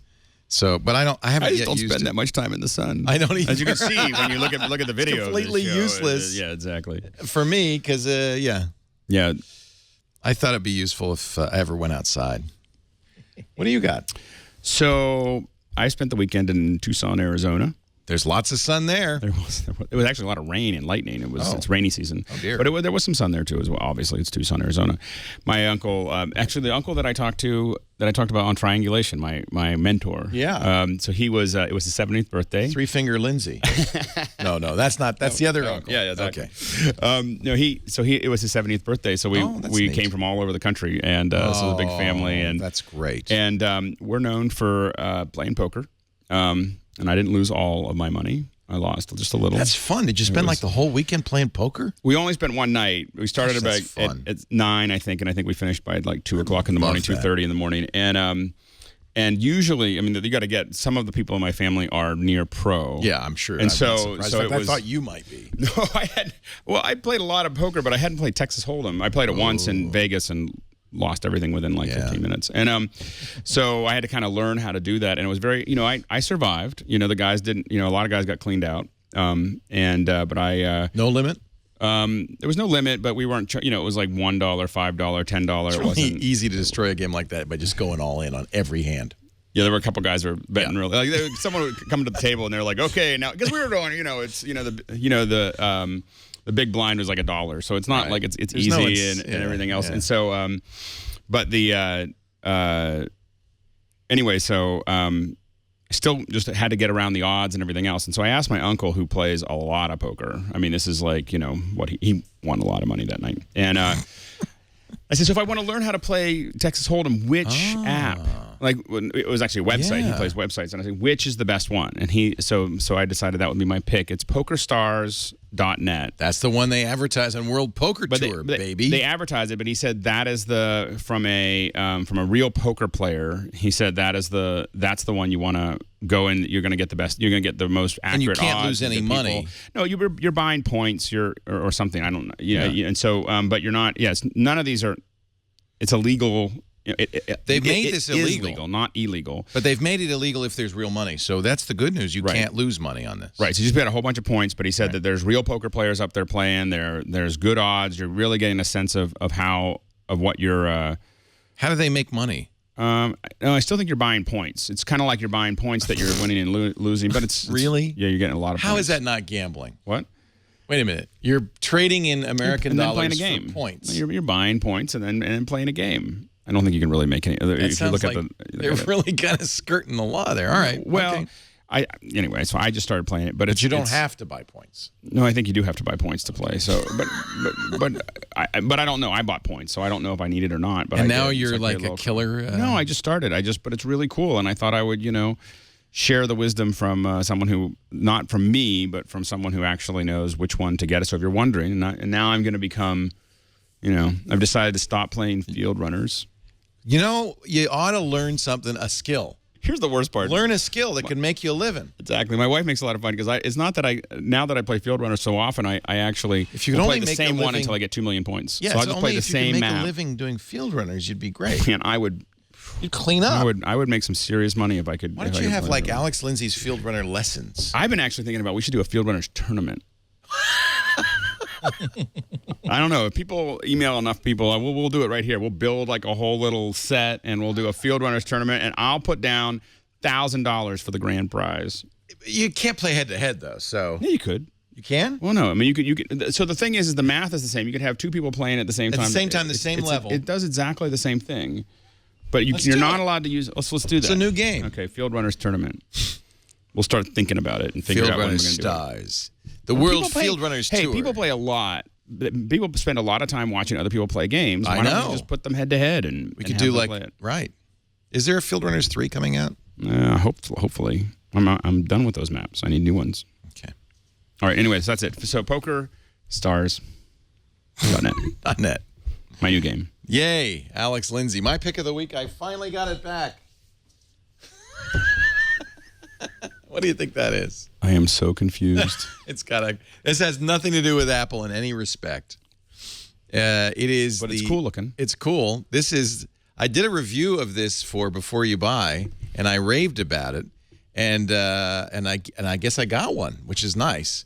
So I'm completely corrupted. So you shouldn't trust my review of this. You'll like this though, Alex, because you're really into barbecuing. It's a hairdryer for your barbecue.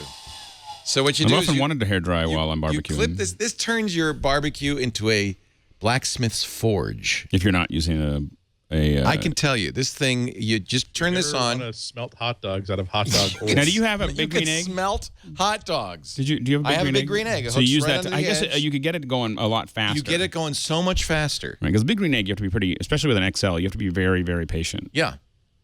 Yeah, exactly. You know what? I should lend you this. Should try it. Wait a minute. Did you move to Pittsburgh? This weekend. This weekend? This weekend, I get on a flight. So you can't have this. I'll never see it again. I'm coming back every other week. But you could use my travel Emmy. Oh, there we go. Hey, I was saying, do I get a better seat? Because I have an Emmy. So you're moving this weekend? Just flying. I mean, you just put stuff in the box. Is the house already there? Yeah, yeah. Do you use one of those pods, the moving pod? Yeah. Yeah. So is it already unloaded up? No, it's show on Friday. I'll just put everything in it. I don't have a lot of stuff. We're not taking any of the furniture. Oh, you're not? No, only the furniture. You know, I have kids. Right. The furniture's not really worth no traveling point saving with. it. You know, it's already it's like trashed. I mean, the couch. You can't even sell it. I mean, it's been thrown up on and peed on, and there's parts of just put bars it out front. And, yeah, just like some college kid. I don't say, even, hey, look, it's a couch. I think there's actually laws against even giving it away. Yeah. The big question is it in too rough shape for Craigslist? Never. Maybe not. That would be impressive. Yeah. No, it's rough. Well, that concludes this portion of the broadcast day, the MacBreak Weekly portion. Alex Lindsay, it's great to see you. You are going to come back, though, even though you're living in Pittsburgh. And then I'll have good connection. We can have you on from Pittsburgh. Yeah, I don't have to. All right, well, that solves that. Yeah. There you have it. No, I'll have a good connection. I'm going to have a little studio. Yeah, I got a big farmhouse. That's what I have, actually, with a pond in the back. And oh, wow. And you have a little studio out back? Or how I'm going to eventually. I'll have a little studio. I mean, I'll have an office there. And Taking over the barn? No, I'm not. I don't get to take over the barn. The cows are still. My cows are still in it. My son was like, my uncle runs the farm, and my son, when he visited, he goes, so when we move here, do we get to keep the cows? And I was like, yes. And he goes, do we have to pay for them? And I was like, no, we just get to go pet them. Comes with the cows. That is awesome. Guess what? You'll be getting up at 4 a.m. to milk them too. No, they're not milk cows. They're edible. You don't drink them, you eat them. Yeah. They're lollygaggers. They're gold bricks. Yeah. I think we should have a twit retreat at your house. Suggests. I would love that. We're planning. I'm getting a big outdoor screen. There's gonna be some movies. Oh wow. Yeah. Okay. We'll wait. Yeah. We'll show up in a couple of weeks. Yeah. Yes. Mr. Ihnatko. Did you have a family member named Al? No. Yes, actually, one of my mother's cousins, I believe, is named Al. Ihnatko. That was the only one that I can think of. But hey, you can call me Al. You can call me Al. Al. I can call you Betty. Yes, I was waiting for that. Again, it's like shave. It's like shave and a haircut. You have to complete the sequence, or else nobody can move forward. That's right. You can't move forward. Really appreciate your time. Of course, he writes for the Chicago Sun-Times. You can see his 15,000-word article on Tom Hanks' typewriter sometime soon.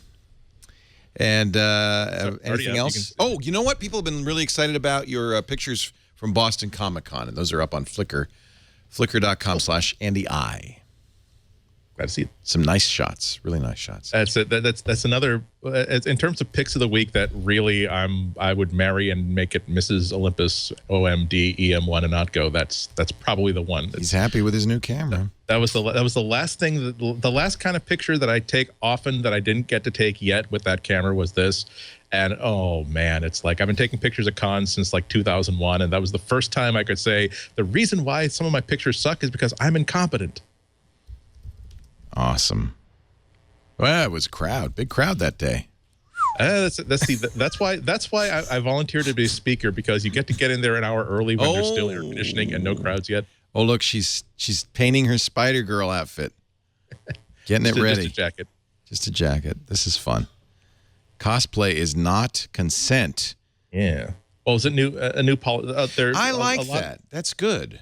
Yeah, because harassment at cons has been a big problem because a lot of people who are dressed in costume, some of them are, they're superhero costumes, so they're a little bit racy, and some people think, oh, well, because they're showing some skin, it's okay for me to take pictures from any angle and to be a big creep about it. Right. And so just to have those signs all over the place, just to reinforce that, look, just because someone is wearing a costume does not mean that you should treat them like someone. They're not dolls. It creates a trying to foster a greater environment of respect for everybody who is there. And fortunately, there are a lot of people. I heard from a couple of different cosplayers about that, because I also wrote a feature for Boing Boing on the first day of the con about these new kind of policies, and they're saying, boy, did that work out great for us, because we just felt a lot better there. So they had problems in San Diego, didn't they? They have problems everywhere. Again, it's amazing that there are people who would not treat a woman that way if they were inside a mall or anywhere else, because they know that they'd be thrown to the ground, arrested, and taken to jail. But they feel as though, well, I'm at a Comic-Con. It's not the same thing. If I want to grope a woman, or if I want to otherwise treat her with disrespect, that's perfectly fine, because the big thing is that they're going to throw me out of the con. And we have to convince them that, no, what happens is that, again, we have cops there. We will hold you and we will have you arrested, because you should be. You committed a crime. Anyway. I love this Batman winning at bingo picture. The Joker howling. It's such a festival, and I'm sorry, this isn't supposed to be Comic-Con week, Break Weekly, but that's one of the great things about modern cons, because if you have never been to a modern Comic-Con, you might think that, oh, this is for nerds in Star Trek costumes, and you have to dress like a Klingon and be really interested in hearing what William Shatner has to say. But really, it is like any sort of like big public festival. Why would you pick this guy to dress up as? Oh, he's great. I see him like every year in a different costume. Oh, okay. Last year he was in a Jedi costume. The year before that he was in like the rebooted Tron version of Tron costume. And this is one of the crewmen on the bridge where deck officer in the Empire. Admiral Akbar's. And that's no. He's definitely the Empire. Oh, I'm sorry. But it's the cool thing about, cause like I said, I've been taking pictures of cons for like 10 or 15 years, and sometimes it takes 3 or 4 or 5 years to realize that there's a woman that I take a picture of every single year without realizing I've taken her picture every single year. This year I finally knew what her name was, and she actually had a table because she was. Is she a Spice Girl? Oh wait, this is Bob's Burgers. This is Bob's Burgers. She's wearing the Spice look at rack. that. I love it. That's exactly the reason why I love these cons. You'll see families dressed up like that, and they're all having the greatest time in the whole damn world. It's amazing what you can do with duct tape. Oh, look, a picture of Andy Ihnatko. Exactly. I'm in cosplay. Hey, thanks for everybody for joining us. We do MacBreak Weekly, 11 a.m. Pacific, 2 p.m. Eastern Time, 1800 UTC every Tuesday. We will be here September 9th for a very special episode. But just tune in every week, and we love having you here live. If you can't be here live, you can always be here on demand. I demand that you download audio or video every week. Don't forget our last few days of our Brick House T-shirt commemorating our 3rd anniversary in our brand new studios at Teespring, TweeTwit. You made your goal. Oh, yeah. But once this is over, it's over. We're not going to sell anymore. Hey, and thanks to all our live studio audience. We had some wonderful people here from all over the world, from Australia, from Italia, and from Los Angeles. Great having you. You can always join us. We have an open studio policy. Just email tickets@twit.tv, and we'll make sure there's a seat out for you. Thanks for being here. We'll see you next time. Remember now. Go ahead. You say it. Break time is over. Back to work. Break time is over. See you, everybody. Nice job. I paused, and he had to fill it in. I love it.